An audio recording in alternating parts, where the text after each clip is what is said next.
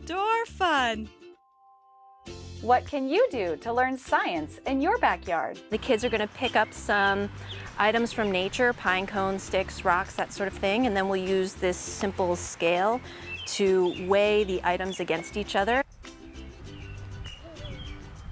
Yeah, there we go, Caldy. Choose a couple things. Ooh, rock. Maybe we can do rock versus big stick. What do you think? We need a good rock. Find a nice heavy rock.